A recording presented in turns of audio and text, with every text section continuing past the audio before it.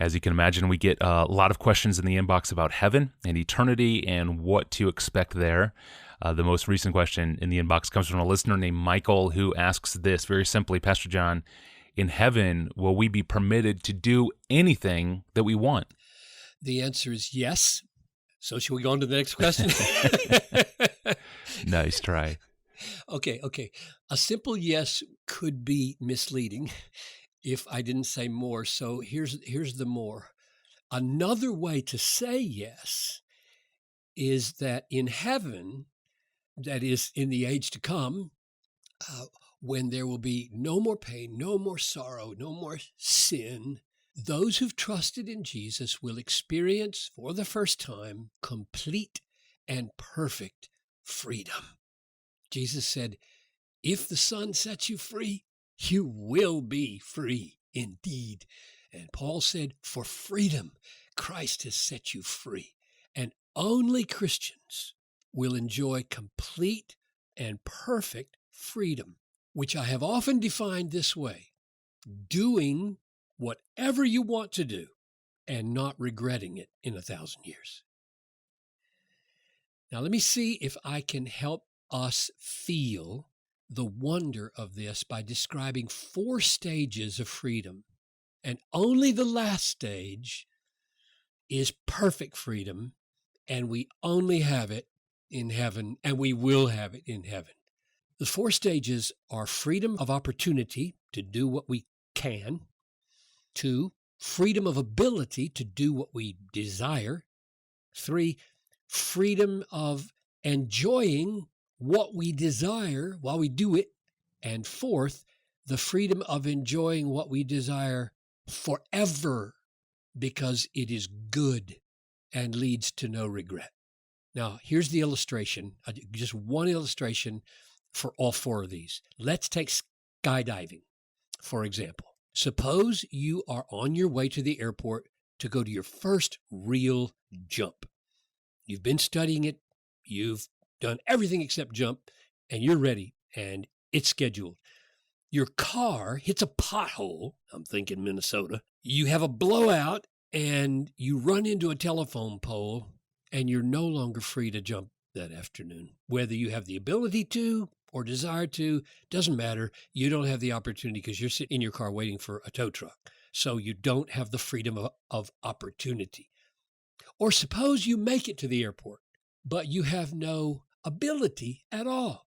Suppose in a different situation, you've never studied skydiving and never learned the first thing about how a parachute works. So the opportunity is there, but you don't have the freedom of ability.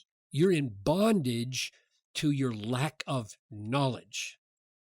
But 3rd, suppose that you make it to the airport, you've been to school, you've been trained, and have all the abilities you need, and you take off for your first jump, but as soon as you look down, all your desire vanishes. And in its place comes a tremendous fear. The opportunity is there, the ability is there, the know-how, but you don't have any desire anymore. The freedom of desire is gone. Now, there's one last requirement for full freedom. Suppose you get to the airport, no obstacle. You have all the know-how necessary. You look down at the tiny little clusters of silos and barns and farmhouses, and you just can't wait to jump. All the desire is there. And so you have the freedom of opportunity, you have the freedom of ability, you have the freedom of desire, so you jump, and you fall a long way without pulling the cord, and unbeknownst to you, your parachute is not going to open. It's going to fail, and you're going to die. Are you free before you know that? Well, in 3 senses you are, but in the critical 4th sense, you're not. What you are doing so happily, all the opportunity is there, all the know-how is there, all the desire is there, and it feels really satisfying as you fall. But you don't know that you're in bondage to imminent destruction. You are. So in order to be fully free, it's not enough to have opportunity, ability, desire. The acts you desire and perform have to be pleasing to God, and they lead to unending joy, not any regret, because they're good, they're wise, they're holy, they're loving. We can experience that in measure or in part here, doing God's will in such a way that we will have no regret, but not perfectly.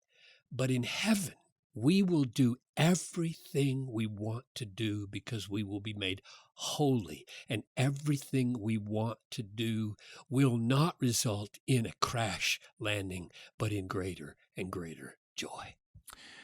Marvelous take. Thank you, Pastor John. And once again, we are going to break for the weekend.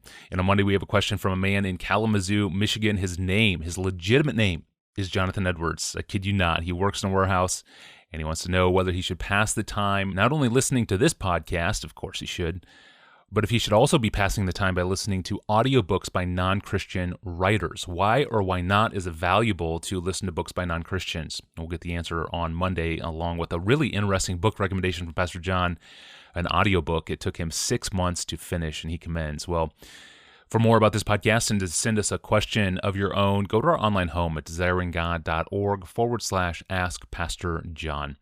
I am your host, Tony Reinke. We'll see you next week to talk audiobooks.